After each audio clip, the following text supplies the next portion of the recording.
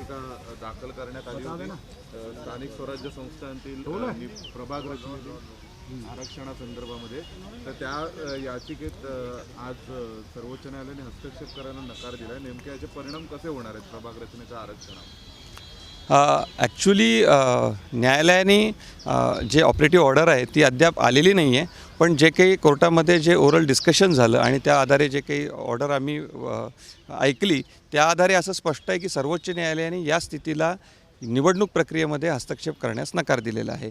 हे प्रकरण असं होतं की जे आरक्षण असतं शेड्यूल कास्ट, शेड्यूल ट्राईब किंवा OBCs नागरिकांचा मागास प्रवर्ग या सगळ्यांना जे आरक्षण दिलं जातं ते चक्रानुक्रमे देण्याचा एक नियम आहे। चक्रानुक्रमे म्हणजे असं असतं की शेड्यूल कास्ट आणि शेड्यूल ट्राईब यांना जे आरक्षण देतं ते उतरत्या क्रमाने दिलं जातं आणि OBCंना ते ड्रॉ ऑफ लॉट्सनी दिलं जातं। मात्र सगळेच वॉर्ड हे चक्रानुक्रमे रिझर्व व्हावे, आळीपाळीनी रिझर्व व्हावे असं राज्यघटनेमध्ये दंडक घालून दिलेलं आहे आर्टिकल 243D मध्ये। त्यामध्ये असं असतं की शेड्यूल कास्ट आणि शेड्यूल ट्राईबचे समजा एका जिल्हा परिषदेमध्ये 60 गण आहेत, 60 गट आहेत, तर या 60 गटांमध्ये समजा 5 शेड्यूल कास्टचे आहेत तर ते जास्त लोकसंख्येचे पहिल्या निवडणुकीत रिझर्व होतील, दुसऱ्या निवडणुकीत त्यानंतरचे 5 असा तो चक्रानुक्रम असतो आणि तो पूर्ण 60पर्यंत न्यायचा असतो। तसंच शेड्यूल ट्राईबचं सुद्धा आहे आणि तसंच OBCंचं सुद्धा चक्रानुक्रमे फिरवायचं असतं। 96 नंतर जी निवडणूक झाली, 96ला नियम आले, त्यानंतर 97, 2002, 2007, 2012, 2017 अशा जिल्हा परिषदेच्या 5 निवडणुका झाल्या।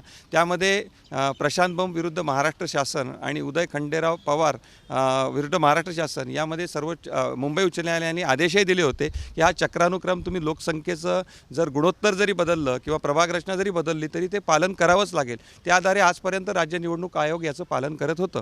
मात्र 2025 साली आता जी प्रभाग रचना झाली त्यात राज्य सरकारने एक नवीन नियम आणला।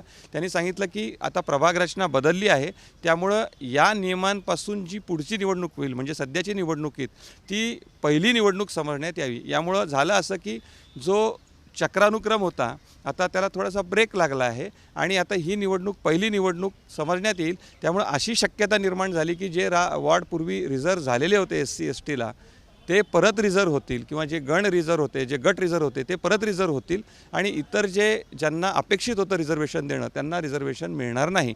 अशा मुद्द्यांवर याचिका दाखल झाल्या होत्या नागपूरला, औरंगाबादला आणि मुंबई उच्च न्यायालयाच्या मुंबईच्या मुख्य बेंचला आणि त्यावर सुनावणी झाली। नागपूर खंडपीठाने 19 सप्टेंबरला निकाल देऊन त्या याचिका फेटाळल्या। त्यांनी असं सांगितलं होतं की अद्याप परिस्थिती समोर आलेली नाही आहे आणि या नियमाला जो काही आव्हान देण्यात आलं होतं ते फेटाळलं। त्याविरुद्धची आज याचिका होती।